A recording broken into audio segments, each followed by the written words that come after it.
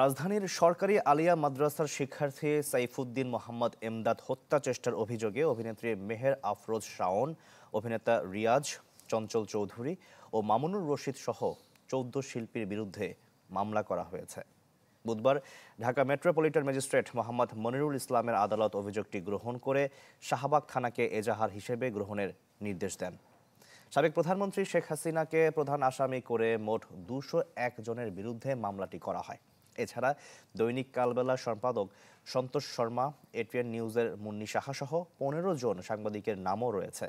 শিক্ষকদের মধ্যে জাফর ইকবাল, জবির সাবেক ভিসি মিজানুর রহমান, মুনতাসির মামুন সহ ১৩ জনের নাম রয়েছে। এছাড়া ইমরান এইচ সরকার ও লাকি আক্তারকেও এ মামলার আসামি করা হয়েছে।